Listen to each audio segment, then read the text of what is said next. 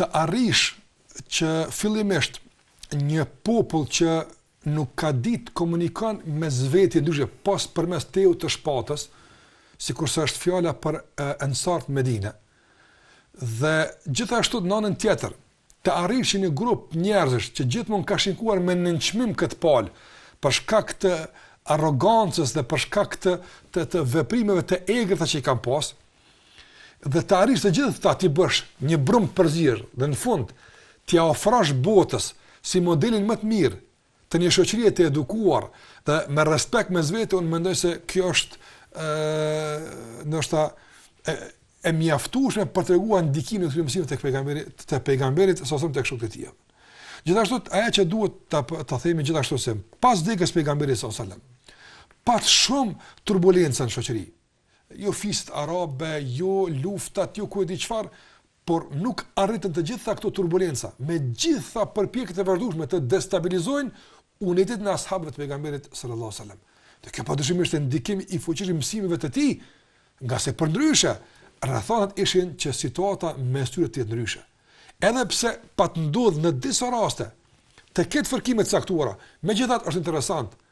Tëra i fërkim që ndodhi kurohej me shpejtësi marrëmendse, që jep me kuptu se ata shumë let i ktheshin origjines, ndërsa këto gjëra i konsideronin gjëra do të thotë emergjente, gjëra të jashtëzakonshme që ndonin, e jo ato që pasqyrojnë ngjyrimin e këtyre.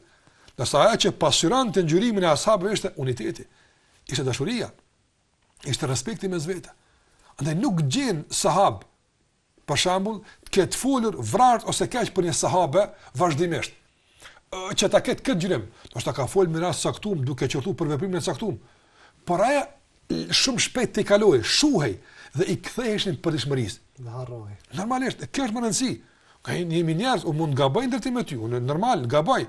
Mirë po, që shkon pastaj ky gabim duke u thelluar nga ana jote dhe të bëhet një hendek i vazhdueshëm në raporte mes neve, kjo është problem. E ata shumë lehtë e gjenin rrugën deri tek kthimi në origjinë. Kjo është e rëndësishme. Shumë lehtë e gjenin rrugën që t'i ktheheshin unitetit, bashkimit, respektit. Përkundër goditjeve, turbulencave që ekzistonin padyshim në kohën kur ata jetonin. Dhe mendoj edhe ky është një aspekt i rëndësishëm që dëshmon praktikisht ndikimin e mësimeve të Muhamedit sallallahu alaihi wasallam në kohën e ashabëve. Dhe e treta më le ta them se ata që udhëhoqën sahabët pas pejgamberit asëm janë shumë pak. Shumica që udhëhoqën sahabët ishin gjenata që erdhën pas sahabëve. Don ata mësuan Islamin nga ashabët, ata i morën privilegj nga ashabët dhe pastaj u shndruan në udhëheq të ashabëve. Do na kemi Abu Bakrin, kemi Omerin, kemi Uthmanin, Aliun, Muavijon, një pjesë këtu më ka pas Hasani radiallahu anhu, do thotë nipi i pejgamberit, mirë po nëse më në tërësi, 30 vite janë udhëheqje të ashabëve. 30 vite vetëm kanë udhëheqje. Pastaj të gjithë kanë qenë derisa ka vdekur edhe sahabiu i fundit kanë qenë të udhëhequr nga njerëz që s'kan qenë sahabe. Dhe asnjëherë nuk ka bërë kjo që ashabët të qohen në kryengritje, ose të derdhin gjak, ose ta kërkojnë të drejtën për hilafet, për udhëheqje, pse ka marrë dikush që nuk është joni. Ka kontestuar vetëm nganjëherë kur është bërë padrejti. E këtë ja kanë kontestuar çdo kujt. Por jo pse ti si sahabi ti po më udhëheq mua. Këtë kompleks e kishin kaluar. Me çka? Ka se tek e fundit ata janë sahabe. Për ta ka ajete kuranore që Allah i lavdron. Kishin mjaft arsye që të thonë se derisa na jemi gjallë, ju lutem, na udhëheqim këto. Kishin të rënë meritorët për të. Normal, por ata u larguan tërësisht nga kjo drejt për të ruajtur unitetin mes muslimanëve. Për të ruajtur unitetin mes muslimanëve. Andaj kush i mësoi kështu? Hekën dorë edhe nga pushteti, edhe nga autoriteti, hekën dorë nga shumë të drejtat e tyre elementare që i kishin, i gëzonin me Kur'an dhe me Sunet, hekën dorë për tyre.